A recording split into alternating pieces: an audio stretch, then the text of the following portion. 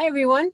Welcome back to another wonderful episode of Door to Door. I was going to say, welcome back to Library Love Fest, but it's Door to Door, hosted by Library Love Fest. I'm so thrown because everything is different today. What's different? It's 3 o'clock, not 2 o'clock. We have a very special guest star, who you all remember from his appearance back in May. And we have a new addition to our Library Love Fest team. So there's lots to talk about today. People and books. Lenny Mays, making it all happen. Hello. So I'm Virginia. Lenny, would you like to introduce yourself? I'm Lenny Mays. And yeah, I'm here. I'm excited. And I've already got a peek of the books. And I'm very excited to talk to you guys. Yay. Listen. True. So joining us is Essie Ramirez, the newest addition to our team.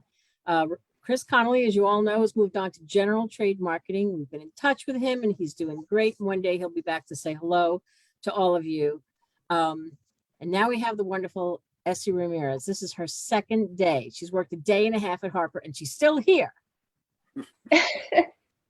Welcome, Essie. I've made it. You have made it. Essie, so we'll talk about you in a second. And Gabe Barillas, sales rep to the stars.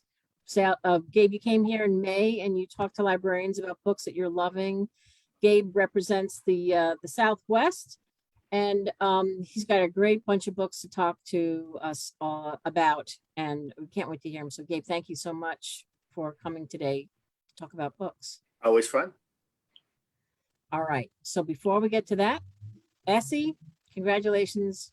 We are so happy when Lenny and I read your cover letter. We thought we need to speak to this person. She's talking our lingo. So Essie was interning at Abrams, which is actually housed under the same roof as HarperCollins, downtown Manhattan, 195 Broadway. That is not why we were so taken with Essie. We were taken with Essie because she loves librarians, and she told a wonderful story in her cover letter about her favorite librarian. And for that reason and many, many more, we thought Essie would make a great addition to our team. So Essie, welcome to the team. Thank you very, very much. And thank you for that wonderful introduction. A big thing that I said in my letter was that I personally believe that librarians are the closest thing we have to guardian angels on earth, and always believed that. And the person who made me believe that was my favorite librarian, Amanda, who introduced me to my favorite genre, which is mystery and thrillers. And she was the kind of person who made you believe you could become some amazing sleuth, or just an amazing person, even if you didn't think so yourself. And I know what you guys contribute to your communities, and I'm so happy to be a part of that. This is so great. I'm so excited to be here. That's great. Yes, that was your first sentence. That librarians are the closest things we have to guardian angels on earth. It was like, well, she's hired. But you went on to say such wonderful things, and one of the things that you also were hoping was that if you get the job, that you would be so excited to have your baby photo ready to be put on the website. And it will be. It is. We've got the cutest picture. So you've made the page. You've made the site. And yeah. So we're really glad to have you here, and we look forward to having lots of fun and talking about lots of books today.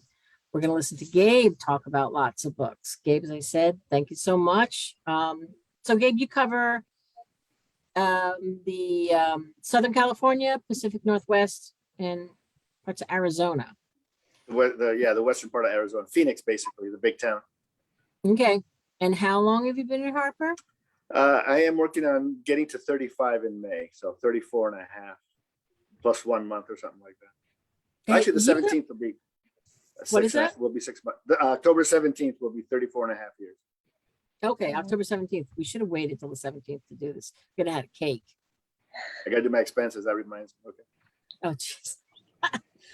Well, we thank you so much for everything. And I guess you'll stick around for a bunch more years and just keep gracing everyone because your book buzzes are the best. They're so wonderful. And thank you for taking the time to. And also, Gabe, when you get that catalog to pick something up for 35, man, you're probably going to get like a swimming pool or a grandfather clock or something. So I'm go curious big. to see, alarm clock maybe. I don't know.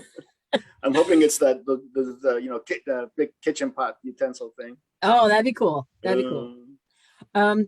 So just 1 second before we start with the books, I want to tip my hat to the fabulous Lenny Mays, who, as you may have heard, if you weren't on last door to door, Lenny has been recently promoted from marketing coordinator to marketing associate. And she has earned that with everything that she has done. You all know her from her fabulous presentation. She just finished a book list webinar. And there's really nothing that Lenny can't do. And everything she does so well. And there's a lot of plates in the air. So Lenny, congratulations again on your promotion. Well done, my friend. Oh, thank you. That's very sweet. All right, well, I'm done. I'll see you guys later. Bye. All right, Gabe. Very sweet. Thank you. Yes, indeed. All right, so we'll mute ourselves, I suppose, although no doubt I'll be chiming in. But Gabe, what do you have for us? Oh, Lenny, you want to talk about the catalog, the Edelweiss catalog that Gabe put together? Yes, I put it in the link. I mean, not the link, the chat for you guys. So you can follow along. If there's a jacket, we will be showing it on here, but we've got lots of good ones. So get ready. Okay. So without further ado, Gabe, let us have it. And thank you. Cool. So I'm going to start with Jamie Attenberg, New York Times bestselling author. I came all this way to meet you. And this is, she's a supremely talented writer, wonderfully reviewed writer, and quite a force. And she is, in this book, is actually just a memoir of her life. And her memoir, it's a memory of finding yourself. It's a memoir about finding your artistic self, finding your craft. It is, she left home at a really young age. I think her dad was a traveling salesman. I have so many books in my head. I may be leaping, I may be cross-referencing at some point. But her dad was a traveling salesman, so she was used to being on the road, and she pretty much crisscrossed America. And not till she was much older did she realize, she probably had to put herself in a lot of danger, situations, buses alone and things like that. But it's just a real genuine grassroots. This is where I come from. This is what I did and the crazy things I did in my life that formed me. And then what I found really interesting is that which a lot of people sort of are, you sort of let life happen. She very much seems to have taken matters into her own hands, kind of accidentally and on purpose, to form herself. What she did, and when she recognized that all these experiences had formed her, she realized she's got the capacity to create who she wants to be, which I think is probably the overarching message for me of this memoir, is how you can be your authentic self and you can create yourself. You don't find yourself, you go out and you create yourself. And it's all about drive. There's a little bit of that in there, determination. Why, some people just don't have that kind of determination, but she did, and she succeeded, and she's had a great career. So I'm really excited. It's warm, it's funny. It's one of those books that you can pick up at any point in time, and you're going to have just a really, she envelopes you with her story and sort of wraps it around you. You sort of feel like you're getting wrapped up in a blanket. It's really good reading, comforting reading, good rate for a rainy day. I'm really excited to present this to my stores. So, it's emotional, it's artistic, it's physical, it's visceral. It's got so much in this. She does so much in this book that I think the reviews are going to be amazing. So I think people are going to come in looking for it. And my second book is Lightning Striking by Lenny Kaye. So this is a book that I know Lenny Kaye. My dad used to listen to him. I was around in 75 and 76. And when Patti Smith was coming up and the New York rock scene, music scene was starting to pop, growing into the punk world. So what Lenny does is he takes 10 key moments in rock and roll history. So he takes us, you're in Seattle in 93 during the grunge scene. In 54, you're in Memphis with Elvis. We're in Patti Smith's New York in the 70s, San Francisco in the Summer of Love, and what was happening in music in these particular points in time, and how they helped rock and roll sort of explode, and the communal energy that inspired some great performances, some great stage acts, some really amazing moments in musical history. I grew up in LA, so I remember when Elton John played the Troubadour. I was a little kid and I heard about it and I read about it in the Times because I was too young to get there. But you have moments like that. You go in New York, you'll see a show in Memphis. There's all these great music venues. And so this book, I think for the music lover, is just perfect. For the rock and roll lover, absolutely is a perfect book. And he's got a great voice and we've been honing it. So it's been a little slow coming, but I think it's being worked on. And I think we got a great package. And again, another book that I'm happy to see. There's some interesting music books coming out lately. They're not just memoirs. So I think this is definitely will fit the genre. And I think we'll have a broader audience because of the social ramifications of music and the eras and such. So I think it's a really exciting book to be publishing as well. I don't have this enthusiasm for all my books, but the books I'm talking about, I do. So, and there's so many I couldn't even fit in. I only had, Virginia told me a half hour and I'll be hard pressed to finish. So maybe clue me in about 10 minutes to go. You're kidding. We're fine. But I just want to say I was so glad to see that you had included this one in your list, because I think, first of all, it's Lenny Kaye. I mean, how cool is this? And then, just the fact that it's different. It's more far reaching, talking about the social things that were happening at that time and how all of these, these moments in music relate to, this is cultural history. I thought it was really cool. So I was like, oh, I'm so psyched he's talking about this one. Anyway. Yeah, because there's a lot of people say like, there's no good music in the 80s, there was no good music in the 90s. Well, there was stuff happening, and, very subjective, the music thing. So I think it's got a great audiences to find. And then a really interesting and fun book that took me back to like being a kid for some reason because of the telling, The Torqued Man by Peter Mann. It's a debut novel. Peter Mann is a PhD somewhere in London, in England. I forget what he's got a PhD in, history. So he's an historian. And he brings this really inventive and fun, and it's a pretty deep novel. It's in these trappings of entertainment, and it is basically Berlin 1945. The war is coming to an end. We're stuck into the rubble of the war, as Berlin is all blown up, and we edge into the Cold War, and all that spy thing that was blowing up in the 60s, all the Cold Wars, everybody spied on everybody. Transfers of spies in various locations were going on, for those of us who were around. So it's a story of two people. One is a German military intelligence officer, Adrian de Groot, who is grooming an Irishman who is named Frank Pike. And Frank, what the book is in its structure is two different diaries. One is de Groot's and one is Pike's.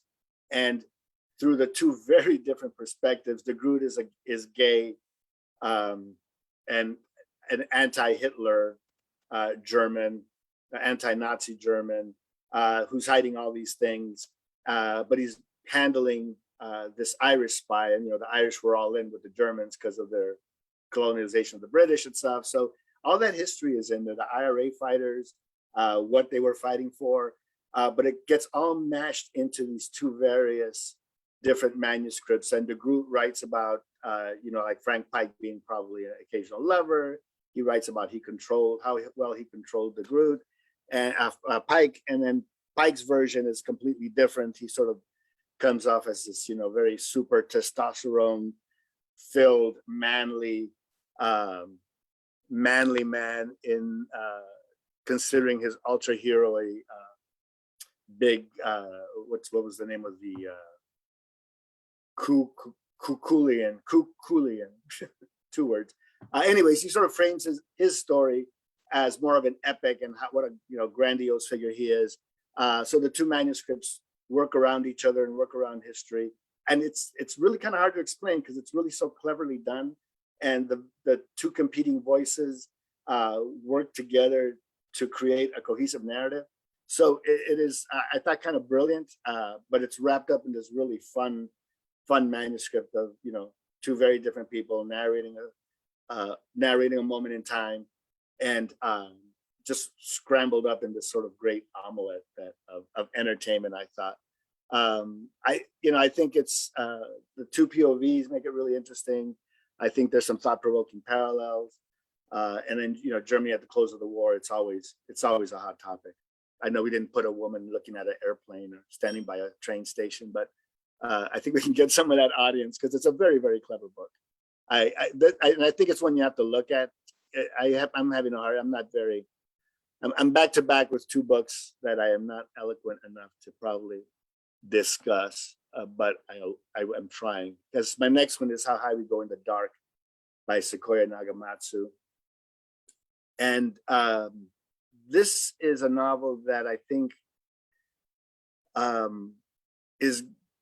we were just discussing this earlier. It's hard to get a hold of. There's a lot going on. It's actually stories that are connect characters through time.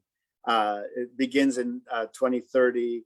An archaeologist goes up to the Arctic Circle to finish the work that his daughter, who's passed away, has begun. And in that dig, because the permafrost is melting, they find a body that looks like it was infected by some sort of virus.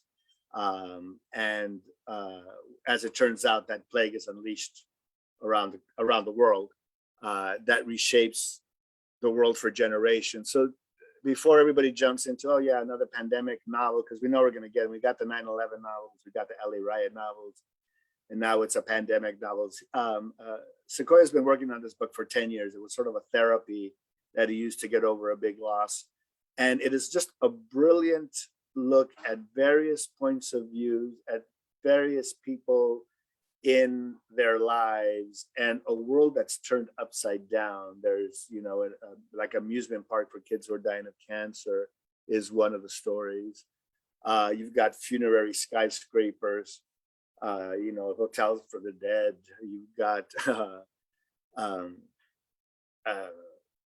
I wish I could find I haven't been able to find the right handle for this book. I tend to just sort of go on and on about the very interesting stories, but every story is linked to so the whole narrative is really linked up, and his imagination has just really gone wild to the possibilities. And that's, I think, what engages the readers. There's just such a huge change in the cultural landscape. There's a man who essentially adopts a pig. It's like the pig is the pig develops human speech. So all of a sudden the pig becomes this valued member. It's just, these crazy changes in the world that could possibly happen. And he opens your eyes a little bit. I think like I said, the David Mitchell audience will really come to this. I think a good reader will come to this. I'm hoping the reviews are able to do a better job than I do about isolating, how important some of these views are and what Sequoia is doing with this book. Because you sort of are like agog, and then you sort of start thinking, oh shit, that's not too far from the realm of possibility. Who knows what it's going to be like? But being trapped in this world that we're trapped in, you're sort of like, I think we're more receptive to this book because of the world that we're living in right now. Maybe if it was published 2 years ago, it might have been something a little different, but euthanasia theme parks, hotels for the dead, talking pigs, interstellar starships, all make appearances here, and it all makes sense. And I thought it was really brilliantly done. And I wish I had the words to convey it, but somebody will. Maybe when it wins an award. at the NBAs or the Pulitzers. Well, Dave Gabe, Eggers. you know, in the chat room, we have a lot of people who were just attending the book list webinar that Lenny presented just a little while ago. And they were all saying that, you know, listening to you and listening to Lenny, that like this is now on the top of the list. So I don't know, Lenny, you want to say anything about the book too? Yeah, I mean, it is hard to talk about, especially, well, not even because it's like big in scope, but when you love a book so much, it's just like, you know, like I just read it, put it in their hands, but it is kind of a larger than life thing. And you don't have to read all the stories. You can kind of come in and out, but they do all connect at the end. And I think at the end, I was like, oh, I don't know about a plague. Like that seems a little weird, but it really is about the love and the loss and what brings people together, what takes them out. And it has some really special characters in it, but it's really, oh, it's like so smart too. You know, this is a book from Jessica Williams. We talk about her books all the time, like Plain Bad Heroine. She's the editor of that one. And I think if you're a fan of that book, you'll love this one because it's just like has so many things. It's like a big juicy sandwich of things to discuss, but it's like it goes beyond and it's beautiful and lyrical. And I agree, it's hard to talk about, but I love it so much.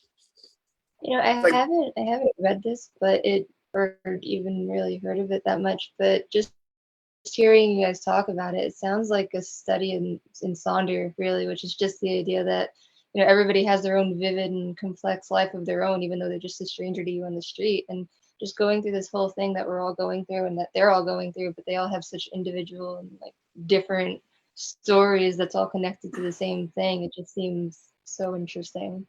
Now I want to read it. Beat you over the head with it. But it's an exciting book to have, and we got a beautiful package. I think it's really just amazing jacket. That I talk a lot about the packages, but sometimes they really are special. And then another favorite that kind of snuck up on me, The Good Wife of Bath by Karen Brooks, which is one of our paperback originals. And Karen's a academic. She has written, I think, something like 14 books. And you know, this is one of those books where we get manuscripts, everything's blind, there are no jackets. Sometimes there's barely a description of the book, and we plow into them. And this is one of those books that I was expecting to, you know, read 10, 15 pages and that's, you know, a nice woman's fiction book and put it back. And it completely captivated me. I think Karen Brooks did such a great job of taking this character from Chaucer. And in the book, the Good Wife of Bath is actually a friend of Chaucer's.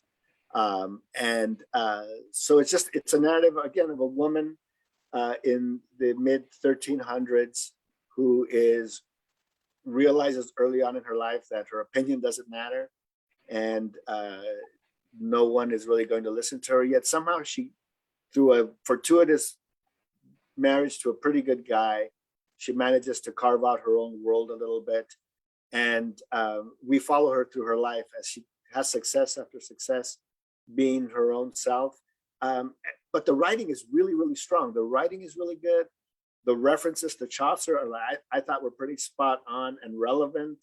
You know, it's not a gratuitous borrowing of, you know, weird facts here and there. I mean, the quotes that she uses are all fit perfectly, and the situations that she merges when we compare the two manuscripts, I think are really strong.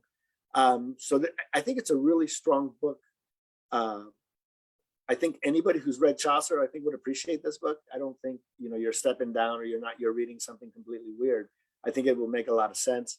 Like I said, the writing is really strong historically, but and the structure of the book, you know, we go through her. She keeps you turning the pages because we keep going through her life and she faces obstacle after obstacle and many marriages and many lovers. And she is very much her own person at a time where, you know, women couldn't be their own people. But I just thought a lot of really, really, really things that were well done. And every aspect of this book I thought was really well done. So I think as a paperback original, I think the jacket's really nice. And I think people will look at it if you put it in their hands. But it's I think readable enough where it will have a broad audience. I just don't think it's one of those books that you'll see at like the Walmart or something like that. But some really good. I don't know how readily available it'll be. So librarians, it's going to be up to you guys and us. And then a major book for Harper, South to America by Imani Perry. This is an essential book. It's a surprising journey through history, through rituals and the landscapes of the American South. Imani Perry's message is that the South is a very complicated place. It's full of contradictions. It's full of shame, unadmitted shame. And she seems to think that we will not be, we're not going to unite America if we don't get the South on board and start understanding the South. So I'm really have to, being not from the South, you know, this book opened up my eyes. I haven't read a whole chunk of it. I mean, a big chunk of it. I've read, you know, maybe 50, 70 pages, and you see where the book is headed. She's a really, Perry's a really strong writer. And I think it's one of those books that are normally written by older white academics. This is the kind of subject that, you know, has tended to be that realm. So it's not just like a personal journey to the South. This is a real, you know, sociological look at the South. This is a really, you know, current affairs kind of a book that you want on your front of your tables as people walk in to see when they come into the store. I think Perry has some really interesting things to say about life in the South. And I found it interesting. I'm curious to read more because part of me is angry at the South all the time and trying to figure it out. And like, I get you. Why do we have to bend? But it's a complicated place. I mean, they have slavery, they've got religion, they've had this weird evangelical merging and acceptance of slaveries and that culture with their Christianity. And so there's that's sort of the root of some of the stuff. But there's just so much going on in the South that we apparently don't understand. So I'm curious to see. It's going to be a big book for us. I think early attention has been really, really strong for Imani Perry. And then one of my favorite books in a long time, Hummingbird by Sandro Veronese, who has written a book for us years ago, wrote Quiet Chaos, which was this really lovely novel that I just couldn't find enough readers for. I kept putting it in people's hands, and it did okay. It did okay. It could have done better. I just loved Quiet Chaos. It was just a great novel. And then I read The Hummingbird, and it's been so long that I didn't connect Sandro Veronese to Hummingbird until I started reading it. And part of it was like, reminds me a little bit of Quiet Chaos. But it is such a brilliant book. It is such a warm, big-hearted book.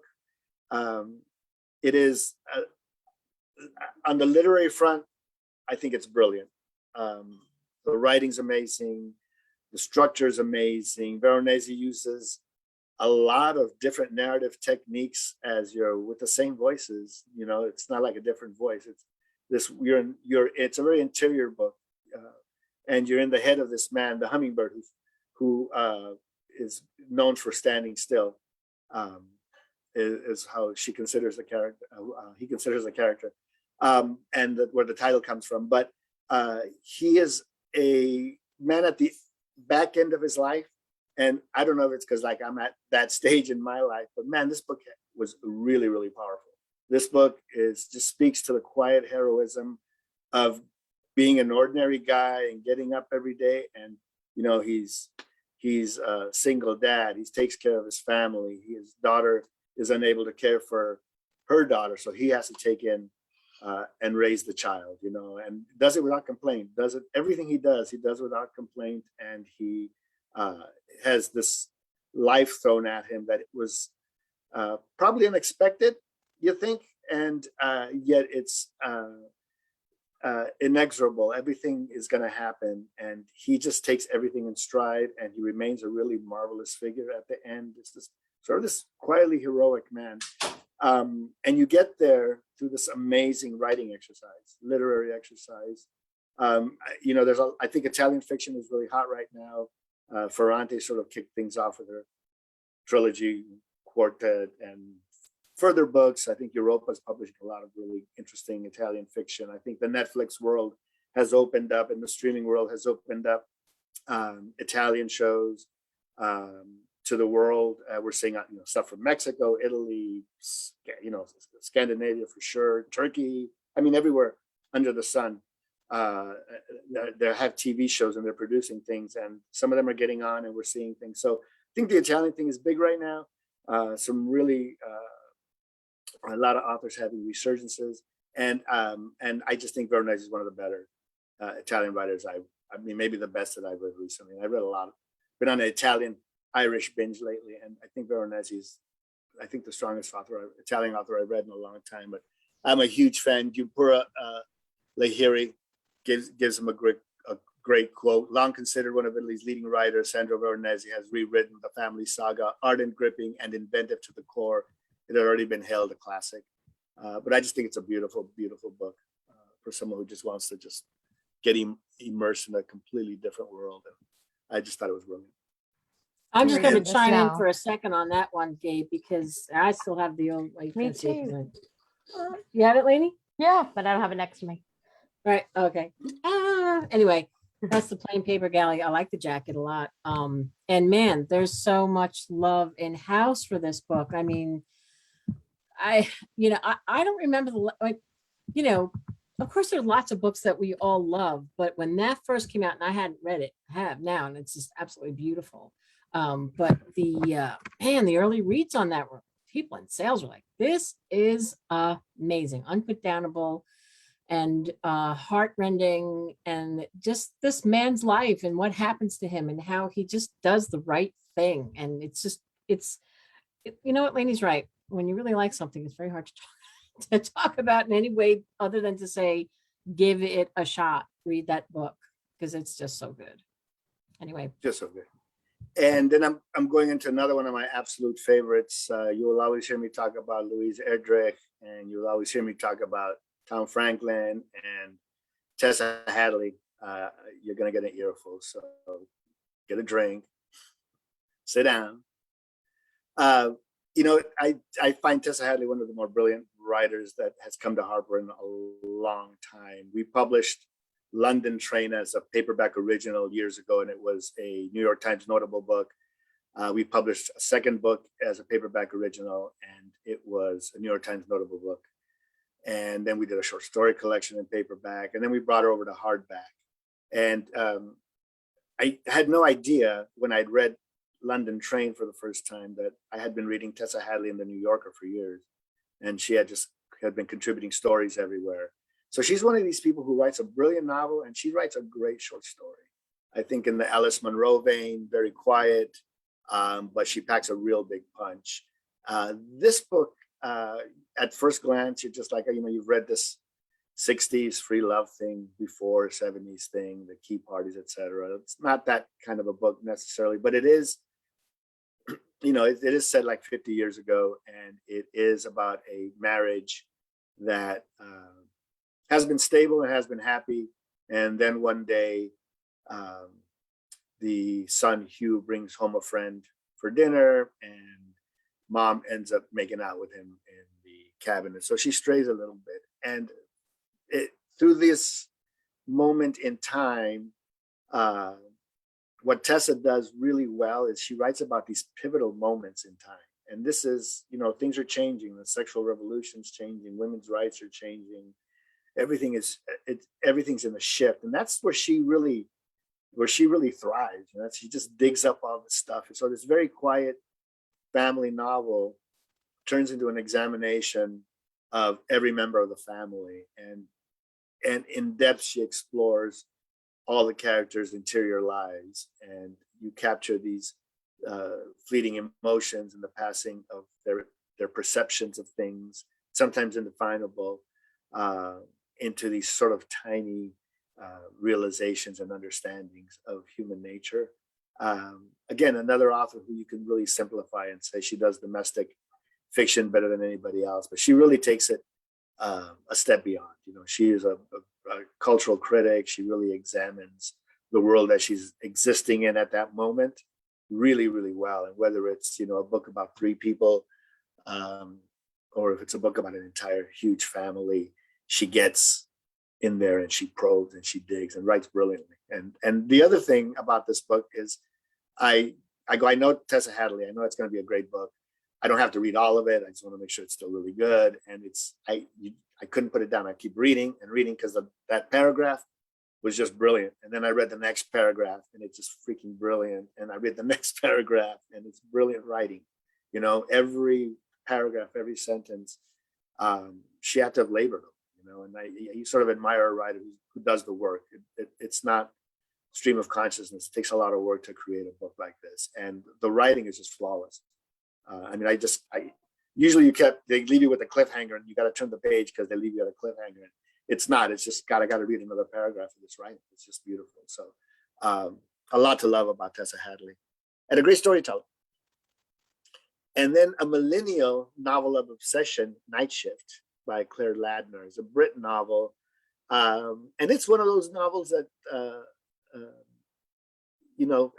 got a little bit of an edge to it. It is a young woman who is, living her normal life and meets a young woman named Sabine, and he decides to Sabine switches, and you get into their relationship.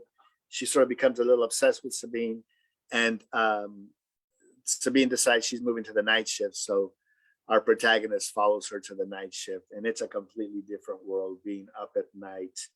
And when you're up at night, you got to unwind. You just don't go home, go to bed. So in those liminal hours, midnight workers tend to do their own partying after work, after hours clubs, or they go eat, or they gather in the parking lot. I had friends who worked at UPS, and the graveyard shift would gather in the parking lot with barrels of fire and beers and have breakfast and then go home. So it's a completely different world. But this is an urban London, and it is a world that she's not so sure she's prepared to dive into head first, but she does. And the closer she tries to get to Sabine is pushing her away. So it's a really tense novel of obsession, definitely. I found it really compelling. I found it to be one of those books that I had to keep seeing what was going to happen. And it's not like huge debauchery or anything like that, but it is anybody who's been growing up and you get to a certain point in your life, you sort of see yourself reflected in these moments, or you've known these people that work these jobs, and you've been running around with them. So I just thought a real readable book that I think really stresses that obsessive behavior, and very kind of a little bit claustrophobic. It was kind of bothered me, but in a good way. So I just had to throw that one in. But I think that could find an audience. And then Pandora's Jar by Natalie Haynes, who did 1,000 Ships for us, which was a finalist for the Women's Prize, or the old Orange Prize. And you know what? You open up the New York Times bestseller list, which most of my stores don't really abide by. They do their own bestseller list. And Song of Achilles, #1 in paperback fiction for weeks, and it keeps jumping on. And I was getting a lot of reorders from my accounts for Song of Achilles and for 1,000 Ships. But people were ordering Song of Achilles like, 2 or 3. And now it's people ordering like 8s and 10s. And it's like regularly, and it's stacked in all the stores. And I walk into my stores and I hear somebody asking, I just read Song of Achilles. I just read Circe. I just read 1,000 Ships. What can you point me to next? And I think this is an easy, excuse me. I think this is an easy recommend. Pandora's Jar, Women in the Greek Myths. And I think there's a built-in audience already for this book. So it's a paperback original. I think if you get this where people can see it, if you let people know that you have it in the library, they're going to come to it because they're reading Homer. I'm seeing 15-year-old girls running and checking out Homer and buying different things, that backlist stuff that people haven't bought in years. So it's been really interesting, that book, and what Madeline Miller has done with those books for the book industry. But we're very happy to. I think this is women's place in history and myths in the structural tales of our culture are really interesting. So good audience there. And then The Old Woman with a Knife by Go Byung-mo.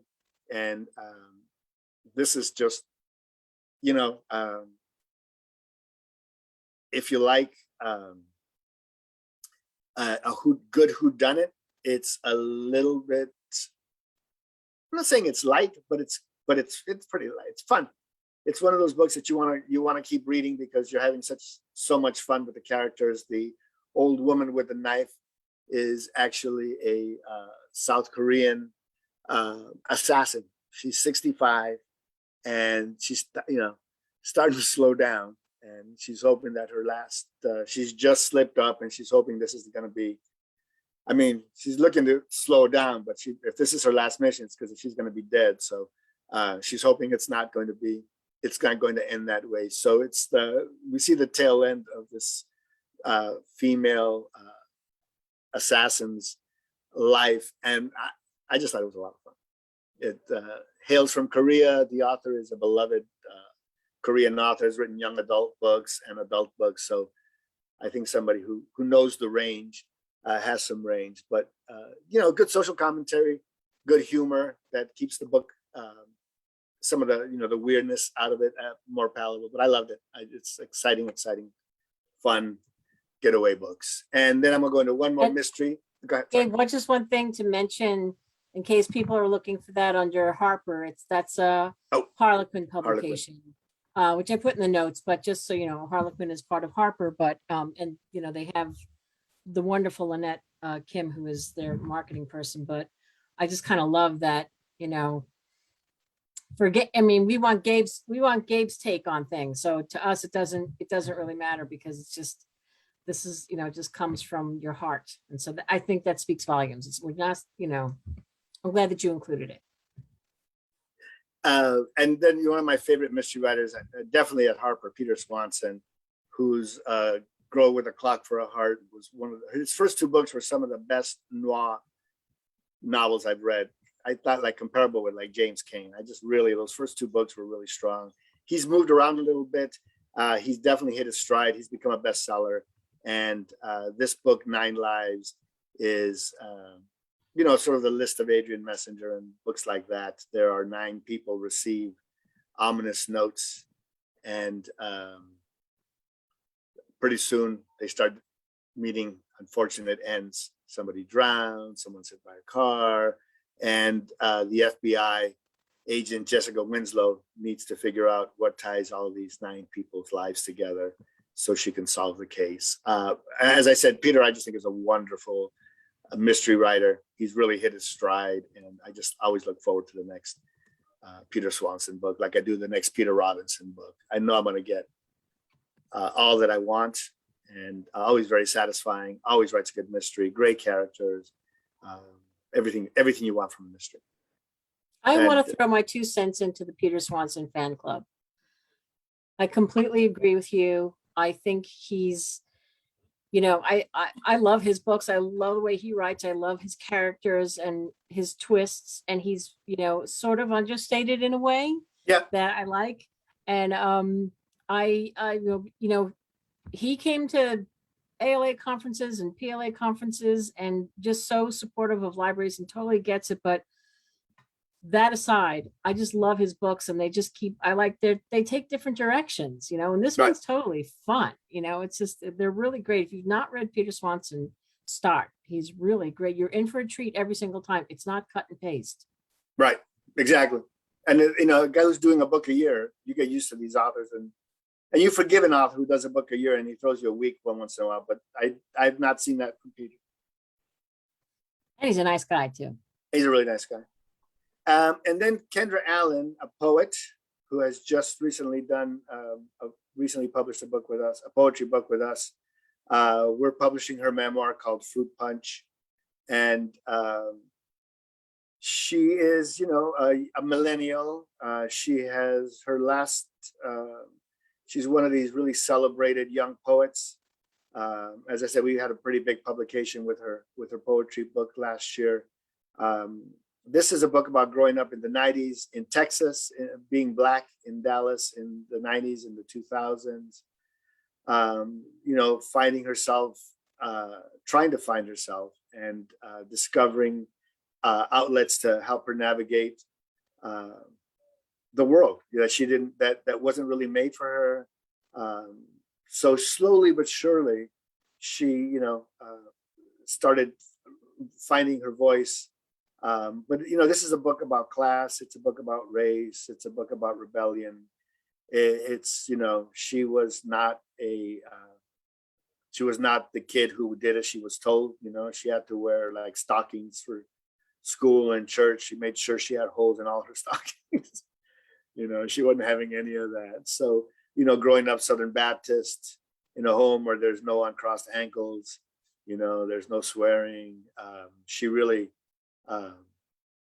uses that as fodder. So, you know, we did really well with Memorial Drive. One of my favorite memoirs is a book called Heaven's Coast by Mark Doty, another poet, about his life and his relationship during the era of AIDS. Poets can write, you know, poets can write really, really strong narratives. And I think, like we did with Trettaway and Memorial Drive, I think Kendra's definitely poised to make some noise, and she has with her poetry. And we think that she's got, you know, her voice can extend beyond that. So she's got a very observant eye, a very keen eye, and wonderful writing. So I think you're in for a treat here.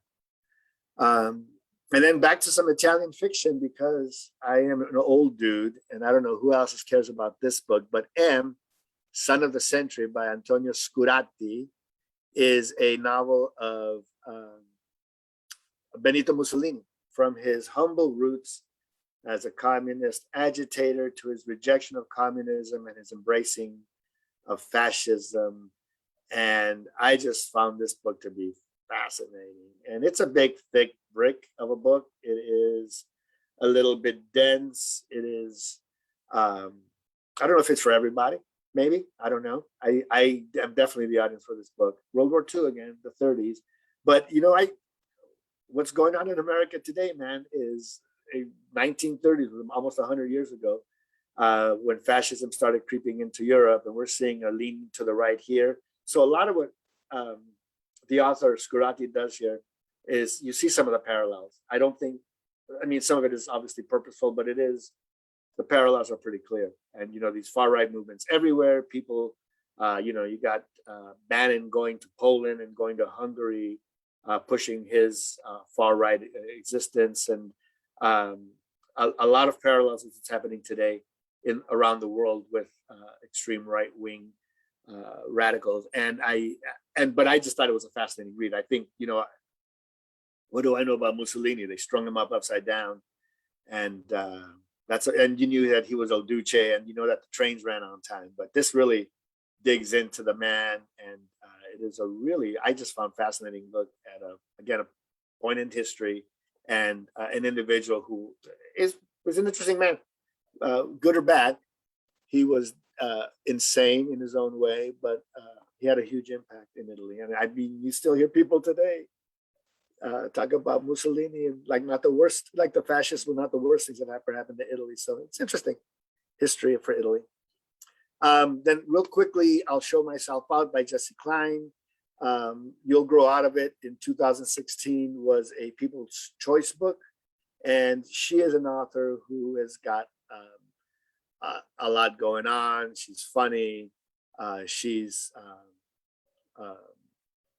exploding a lot of the cultural myths and impossible expectations of being a mother. So this is all about the pressure put on her, and it's about motherhood. And I think, you know, she's been labeled by some the Irma Bombeck of this generation, and I have to agree. I think that's a valid comparison. She's got a crazy funny wit, and she's got some insights, and I just think that's a little more sophisticated than Irma Bombeck, but you know, she was 30-40 years ago. So happy to have it, and a lot of fun to read. So I remember as a little kid, you know, being like 12 years old, buying an Irma Bombeck book at the Pickwick bookstore and farmers market. Life is a bowl of cherries. Why am I in the pits?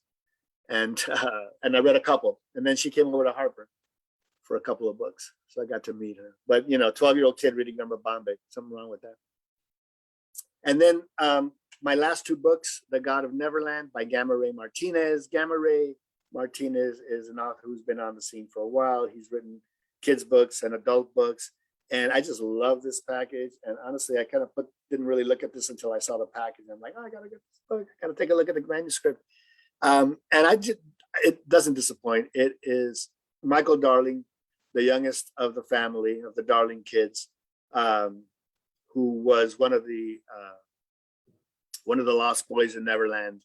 For a while, tried to stick with the program and try to remain part of the group that was safeguarding Neverland, but things didn't turn out as planned. So he goes back to his quotidian world. So think Hook a little bit. He goes back to his ordinary life. But one day Peter Pan is missing, and he's called upon to help find Peter Pan. So it is just one of those good versus evil, a little bit of a quest novel and action, and a little bit of a swashbuckler. So it comes out of our fantasy imprint, Voyager. But I think it's one of those books that I have a hard time with science fiction and fantasy. And I thought The Hobbit was all right. I mean, I thought it was entertaining. I didn't go make a map of Mordor, like my college roommate did. I didn't name my tarantula Smog, like my college roommate did. So, and I have a hard time with science fiction because once you go into another world, I'm tripped out and I don't know. So there's a certain kind of sci-fi that I do read, the futuristic. So this is a book that I normally would have been like I said, until I saw that jacket. I'm a swashbuckler guy, so I totally dove in and I really, really enjoyed it.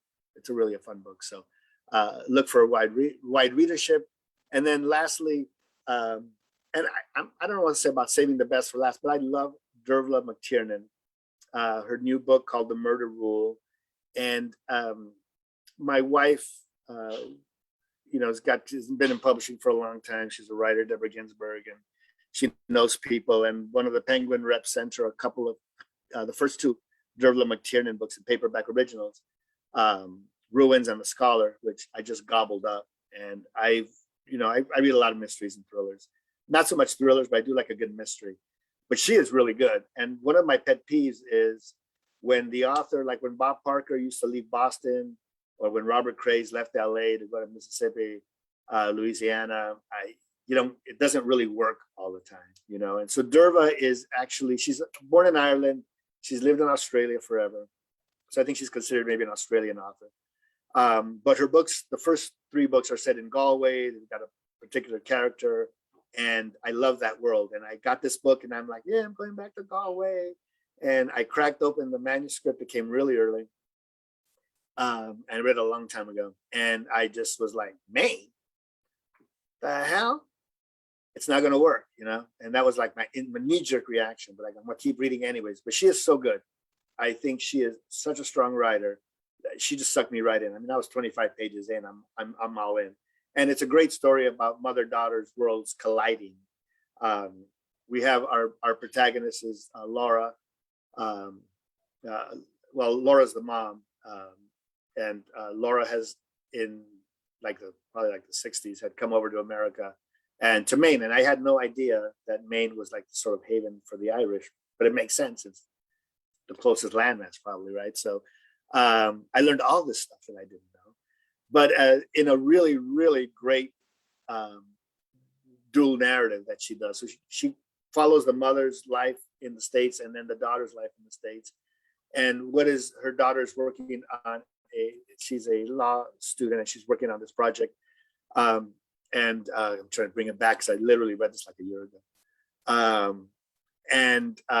Her mother, like 30 years ago, had lived in Maine, and she had this life, and something had gone wrong in her life. And the mother was a victim, and it all ties in with why she goes. The daughter goes, the practicing lawyer goes down to involve herself in this project, but she's got other ideas about what's going on. So it's these two plots that somehow she manages to make collide. It sort of seems improbable when I'm telling it here, but it really worked well. She just has these two narratives working really well together, and they both are really strong. So when they come together, it's like when Tony Hillerman had those two different characters, and then everybody was like, they were very much the same, even though they were very different. When you brought them together, you saw the differences, and the book exceeded all expectations, and everyone loved the mergers. But this is what she did really well. She brings these two separate plots together, and or two people's lives together 30 years apart, and it all sort of comes together. She does it in such a seamless way that and it's, you know, you're just going, you're just turning pages, because the writing is really strong, and she's got that gift to creates a really tight suspense line every book, and the characters are really endearing, and I think that's a big part of when you fall in love with writers, is what they do with characters, and she does a really good job creating this world and bringing these characters into the whole scene. So it's not a terribly complicated necessarily novel. I'm making it sound more complicated as I'm trying to bring up episodes from the book in my head from a year ago when I read it. But nothing ever, you're never going to walk away, at least from the first four Derva McTiernan books. She may yet write a bad book or a weak book, but she hasn't done that yet. So I'm really excited. And I think this book worked really, really well. And bringing it to the US, I think it's probably going to open up her readership with Americans a little more. The other books are with Penguin, so you don't have to go back and read them. But it wouldn't hurt. They're really, really fun. I think, you know, take a dive in, check out the paperbacks. You guys have the paperbacks in the libraries, I'm sure. But I'm a huge fan. Like I said, when I was like, almost did like a, you know, Beatles teen girl scream when I saw we had a Derva McTiernan, because I like her so much. And that is it. Did I drag on forever? Oh, No. sorry. No, don't be silly. It was actually perfect. There's first of all, there's no hard stop. And I honestly, I know I can speak for everybody listening right now. We could listen to you for forever. Rambling. Honestly, I know it's not rambling. It's just first, like, for instance, the murder rule. You read this over a year ago. You know, they always say sometimes you may not be able to pull up the exact plot lines or things, but you can always remember how you felt, right? When you read something, you know, and so that's clear because, and there was, and still remains so much excitement when among librarians, meaning in the chat room, people are like, oh my God, I love her, I love her, love her. Oh, good. So that's cool. And the fact that we now have her and in hardcover, right? This is her first standalone and the first time in hardcover in the United States. And there's just so much love. I was just pulling up something because I remember that there was this like really kind of cool, you know, tagline or whatever. And it says, first rule, make them like you. Second rule, make them need you. Third rule, make them pay. Make them pay. It's like out of The Sopranos, man.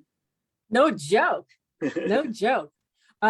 So thank you, Gabe. This was fabulous. Thank you so much. I mean, really, it's a treasure trove, and delivered by you is really just, it's all heart, man. I mean it. Let's see. Yes, Lillian Dabney says we could listen to Gabe all afternoon. The TBR list is exploding. Great recommendations. Yes, Jane Jorgensen wants to know if this is a standalone. I think, Jane, you're referring to the Derva McTiernan, and it is. Let's see. I'm starting to look at these in order. Excited to read The Murder Rule. Jane Jorgensen, I love mysteries. I'll have to try one. Should they be read in order? Well, this is the standalone, so. I don't know.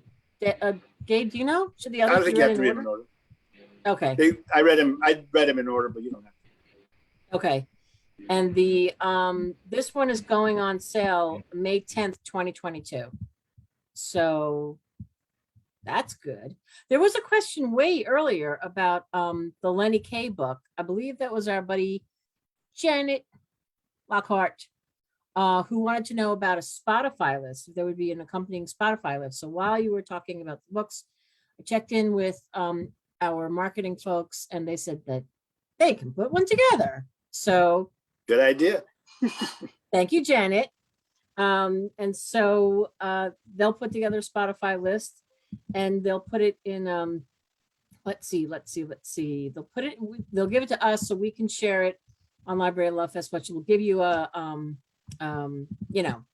heads up when that happens. That'll probably be right around publicity, right around pub date is when they'll put that together.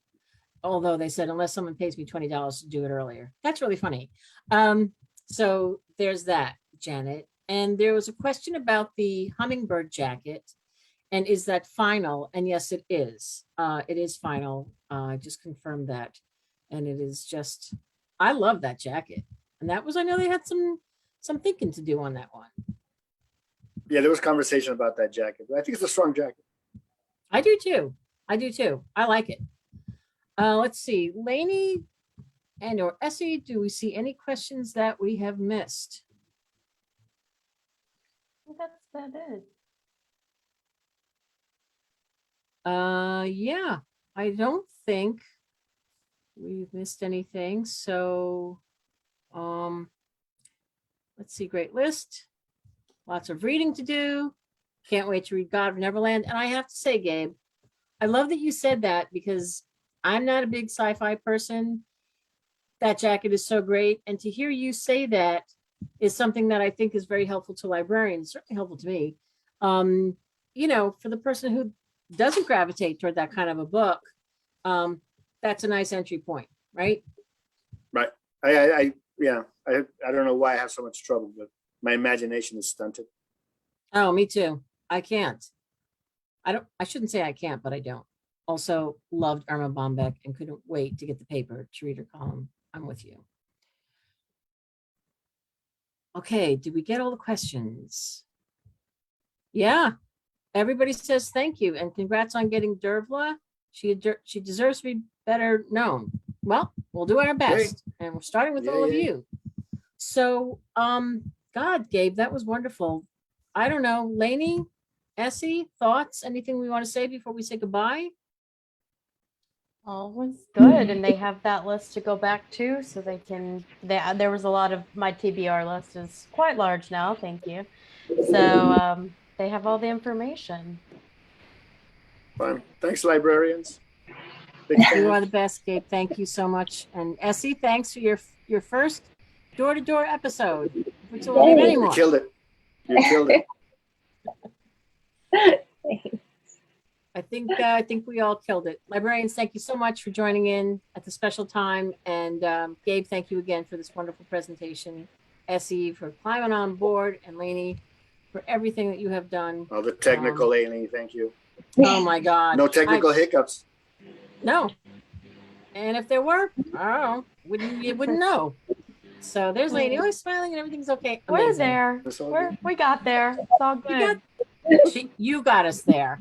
Anyway, congrats, Lenny, again on your well-deserved promotion. All right, everyone, we'll say goodbye. We'll see you next week. And thank you all again for watching, and special thank you to Gabe. Mwah. Well. Bye. Bye.